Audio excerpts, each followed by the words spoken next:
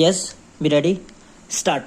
The Learned Trial Court found that on 1/12/1961, when the deed of sale was executed, respondent number 1 was aged about 12 years. Full stop. However, the trial court opined that the plaintiff respondent number 1 failed to prove that the acquired knowledge of the said purported fraudulent execution of the deed of sale only on 12/8/1979. Full stop. On the basis of the said finding, the suit was held to be barred by limitation. Full stop. Next stanza. The learned first appellate court, on the other hand, opined that the suit was not barred by limitation. Full stop. The High Court also, as noticed herein before, by reason of an impugned judgment, upheld the judgment of the first appellate court. Full stop.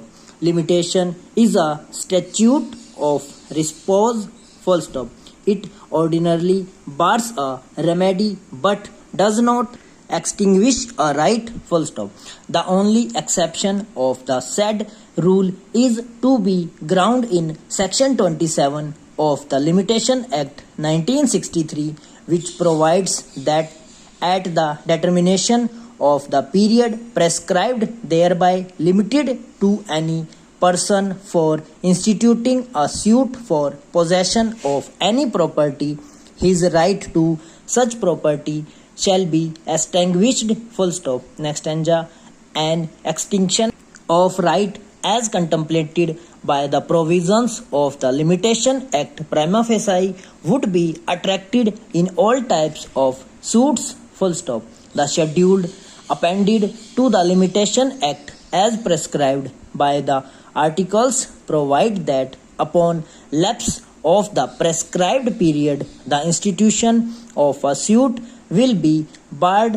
Full stop. Section 3 of the Limitation Act provides that irrespective of the fact as to whether any defense is set out is raised by the defendant or not, in the event a suit is found to be barred by limitation, every suit instituted, appeal preferred, and every application made after the prescribed period shall be dismissed. Full stop. Next stanza.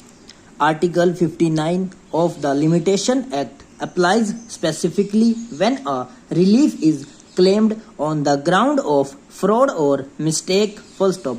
It only encompasses within its fold fraudulent transactions which are voidable transactions. Full stop. A suit for cancellation of instrument is based on the provisions of section 31 of the Specific Relief Act, which reads as under. Full stop. Next stanza. When cancellation may be ordered, any person against whom a written instrument is void or voidable and who has reasonably apprehension that such instrument, if left outstanding, may cause him serious injury, may sue to have it adjusted void or voidable, and the court may in its direction or adjudge it and order it to be delivered up and cancelled. Full stop. Next stanza.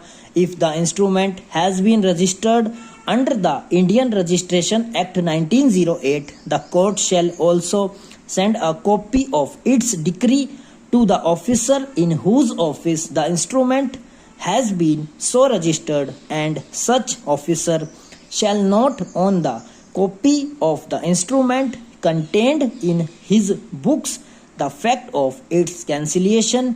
Full stop. Next stanza. Section 31 of the Specific Relief Act 1963 thus refers to both void and voidable document. Full stop. It provides for a discretionary relief. Full stop. Next stanza. When a document is valid, no question arises of its cancellation. Full stop.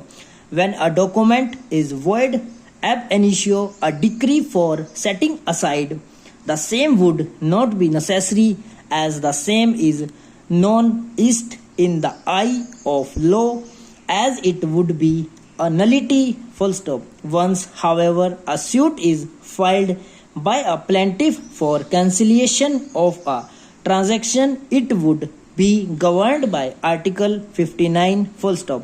Even if Article 59 is not attracted, the residuary article would be full stop. Next stanza. Article 59 would be attracted when coercion, undue influence, misappropriation, or fraud, which the plaintiff asserts is required to be proved, full stop.